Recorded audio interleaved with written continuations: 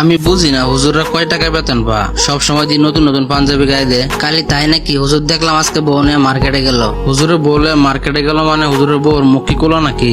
না, মুখ ঢাকাই ছিল, কিন্তু তারপরে হুজুর কি কারণে বউ নিয়ে মার্কেটে আইব?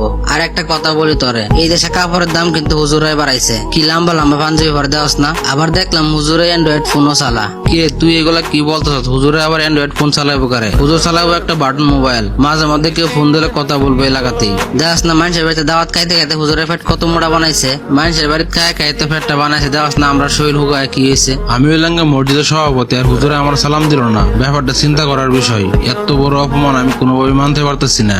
সভাপতি সাহেব, আপনি মসজিদের ইমাম সাহেবের কিছু একটা ব্যবস্থা করেন। ইদানিং কিন্তু হুজুর একটু বেশি বাইরে গেছে। ইমাম সাহেব হুজুর তো আমার লগে বেয়াদবি করছে রে, কিন্তু তোদের লগে আবার কি হইছে? আমার তো হুজুরের চলাফেরাতে সন্দেহ। কয় টাকা বেতন পা, নতুন নতুন পাঞ্জাবি পরে আবার সংসার চালায়, অ্যান্ড্রয়েড ফোন চালায়, এত টাকা পয়সা কই পা? তুই তো কথাটা ঠিক বলছস, হুজুর এত টাকা পয়সা কই পা? আজকে বিকেল বেলা এটা নিয়ে বসমো।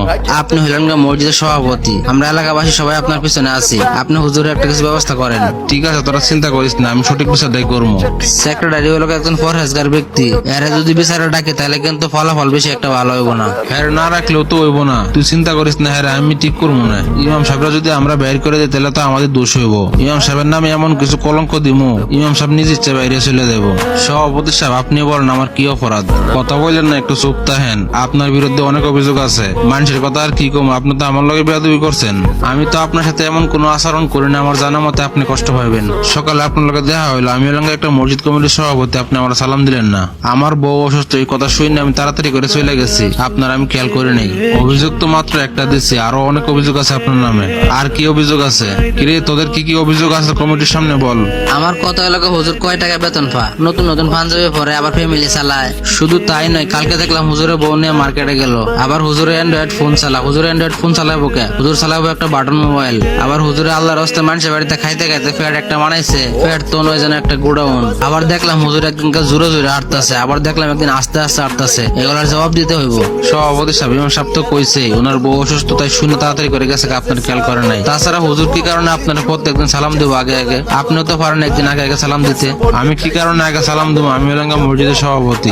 রাখেন ভাই আপনার সভাপতি। আপনি যদি হুজুরদেরকে সম্মান করতে নাই পারেন তাহলে আপনার সভাপতি হওয়ার যোগ্যতাই নেই। আর তোমাদের অভিযোগ হুজুর নতুন নতুন জামা পরে, টাকা পয়সা কই পা? আচ্ছা সভাপতি সাহেব, আপনি বলেন তো, দিয়ে হুজুরে আমরা কয় টাকা বেতন দেই? কত? আর 6,500 টাকা দেই আর কি। আচ্ছা, তোমরা কি কেউ শুনছো হুজুরের কাছ থেকে টাকা পয়সা পাবা? হুজুর কেউ টাকা পয়সা মেরে দিছে? না, এখন পর্যন্ত এমন কোনো কিছু শুনি নাই। তাহলে এখন তোমরা ভাবো, আমরা এই কয় টাকা বেতন দিই হুজুরে, হুজুর নতুন পাঞ্জাবি গাই দে, ফ্যামিলি চালা, এটা দেখে আমাদের মতন কিছু লোকের সহ্য হয় না। আর তোমরা বলতেছো হুজুরে কি কারণে অ্যান্ড্রয়েড ফোন চালা? ও, তোমরা জন্য অ্যান্ড্রয়েড ফোন চালানো যায় আর হুজুরের জন্য না যায় না? তোমাদের মন মানসিকতা একটু চেঞ্জ করো। হুজুরে বলে মার্কেটে যাবো না, কই যাবো, হুজুরের ব্যক্তিগত ব্যাপার। এটা নিয়ে তোমাদের এত মাথা ব্যথা কেন? আর তোমরা বলতেছো হুজুরে মানুষের বাড়িতে খায় খায় পেট মোড়া করছে। কে? আমরা সভাপতি সাহেবের তো পেট মোড়া। তোমরা তো সভাপতির পেট নিয়ে কোনো সময় কোনো কথা বললো না। হুজুরে আস্তে হাঁটলেও দোষ, জোরে হাঁটলেও দোষ। হুজুরে অ্যান্ড্রয়েড ফোন চালাইলেও দোষ, হুজুর নতুন জামা পরলেও দোষ, বৌরনের রাস্তাতে হাঁটলেও দোষ। একটা মানুষের এত পরিমাণ দোষ ধরলে কি সে সমাজে বসবাস করতে পারবে? সেক্রেটারি সাহেব, নামাজের মধ্যে হুজুরের চোরাটাও জানি কেমন কেমন লাগে, আমার কাছে ভালো লাগে না। আচ্ছা তোমরা বলো তো, শেষ কবে তোমরা নামাজ পড়ছিলা? নামাজ নিয়ে তোর মিথ্যা কথা বলা যাবো না।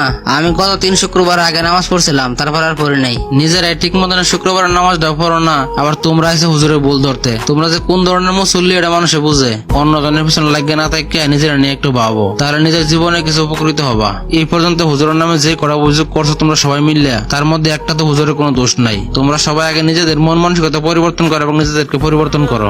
আপনি আসলে ঠিক কথাই কইছেন। আমরা নিজেদেরকে নিয়ে একটুও ভাবি না, সবসময় পড়াতেই অন্যদেরকে নিয়ে। আপনার মতো পরহেজগার ভালো প্রতিটি মসজিদ কমিটিতে থাকা দরকার। আপনার মতো একজন সৎ ব্যক্তি যদি মসজিদ কমিটিতে না থাকতেন আজকে, তাহলে আর আজকে আমাকে মিথ্যা অপবাদ দিয়ে বাইর করে দিত। আমাদের সমাজে এমন বহু লোক আছে কোনো কারণ ছাড়াই হুজুরের পিছনে লাগিয়ে থাকে। ভিডিওটা যদি ভালো লাগে থাকে অবশ্যই লাইক, কমেন্ট, শেয়ার করে যাবেন। ধন্যবাদ সবাইকে।